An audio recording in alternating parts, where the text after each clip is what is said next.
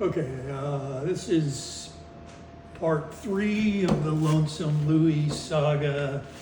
You know, after I agreed to go with him to the city, I took a shower and codeine came on. I realized, as usual, I'd taken too much or something. So we drove to San Francisco. I vaguely remember that. And then we get to the burlesque house, and Louie offered to rent me an overcoat. You know, for $1, you got those long overcoats with no pockets in them, so you could jerk off watching the show. You could always pick out the losers in front of you, going, oh yeah. And so Louie got one that went down to his ankles. And I remember that, and we went, I even remember the name of the first dancer was Tempest Storm. She actually looked pretty good, but between the beating and the codeine and the 6 or 8 beers, I just sort of nodded off, which, you know, served the purpose really for whatever Louie wanted to do while he was watching that thing. And frankly, I think it was the first and last time I was ever in a burlesque theater. I haven't missed it. And finally, I don't know, after an indefinite period of time, he shook me awake and he said, you know, I dry humped myself. I'm so ashamed. I said, oh, great.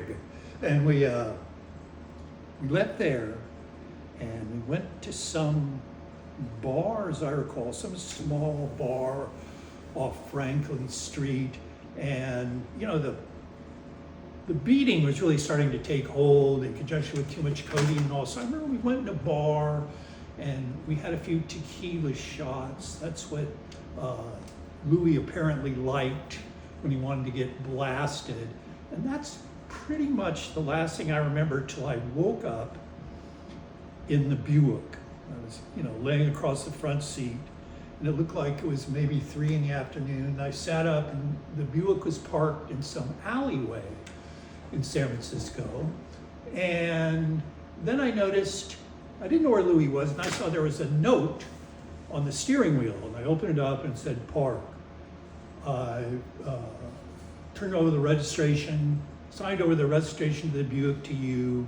It and the keys are in the glove box. Thanks for being the best friend I ever had, Louie. And I thought,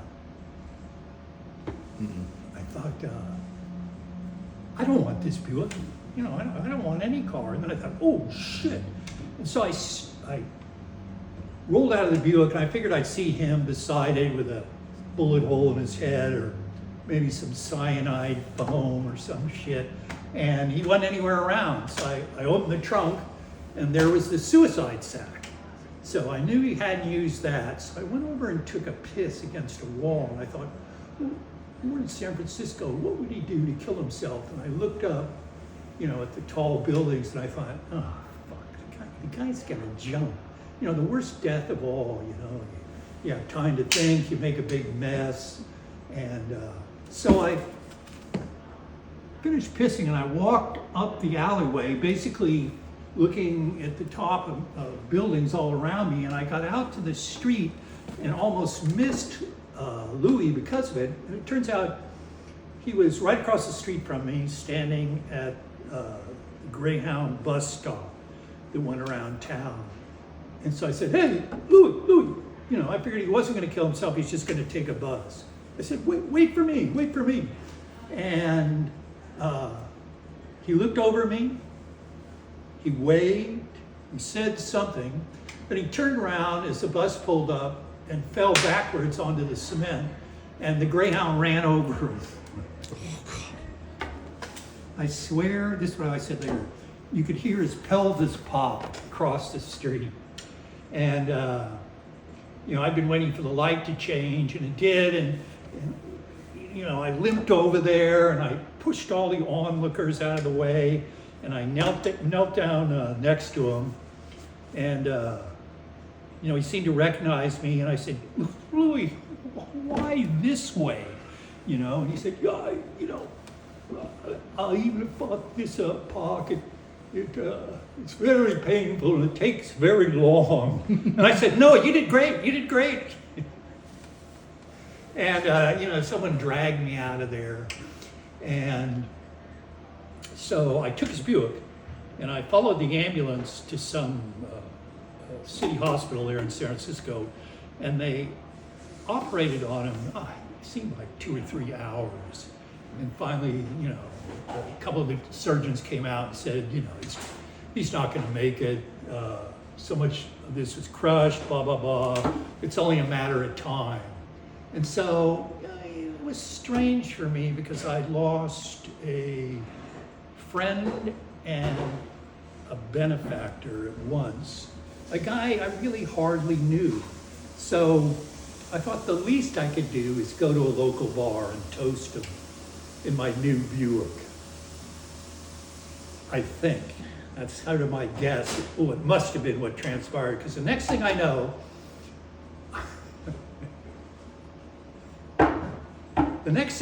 I'm waking up in some kind of public toilet, and I'm sitting on the toilet seat. My underwear and pants are down around my ankles, and there's 6 empty beer cans on the tiles beneath me. And I literally have no idea in the universe where I am. And I remember I tried to get up, pulling on the hook on the door, and the pain, the bruises, and my legs were asleep. So I sat there for a while, rubbed my legs. I heard all these noises outside the door, and I'm trying to figure out where the fuck I am. So finally I get up, pull my pants up, open the stall, and I step out, and I see there's a wall of urinals across from me. So, it's obviously some sort of big bathroom. This fat guy comes walking by, and I stop and I said, "Hey, buddy." And he goes, "Yeah." And I said, "Where am I?" And he said, "Well, what do you mean?" I said, "I woke up here, but I don't know where here is." And then he looked around me, and he looked into the toilet stall, and he goes, "You party in toilet stalls, man?" And I didn't say anything. I just stared at him. And finally he said, "You're at the airport." I said, "Oh, thank God." I must have gone out there to tell the other guys at Delta that Louie had killed himself. And the fat guy started to walk away, and I said, "Well, at least I'm still in the Bay Area." And he stopped and he goes, "Buddy, this is LA." And I said, "What?" He said, "This is the LA International Airport. Are you kidding me?" And I said, "What the fuck am I doing in LA?" And I remember I went to the basin, and I splashed some water in my face, and I tried to think of one good reason why I would be in Los Angeles, and I couldn't. And then I thought, well, where's the Buick? So I looked in my pockets. Not only did I not have the keys to the Buick or the receipt for an airplane ticket, but all I had in the world was the clothes on my back and $20, because I knew I'd never go back to Millbrae. And it's just all too much. It's the one, even to this day, I ruminate on those lost hours of getting to LA. Like, where did the 6-pack come? You couldn't bring a 6-pack on the jet. Where did that happen? I couldn't have bought that at the airport.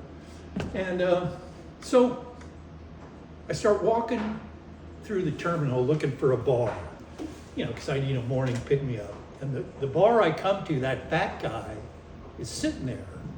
And I hear him, he's there bullshitting with the bartender. And I know he told him about me, because when I came up to the bartender said, "Hey, buddy, I served you a drink. You got to drink it here. No taking it back to the John with you."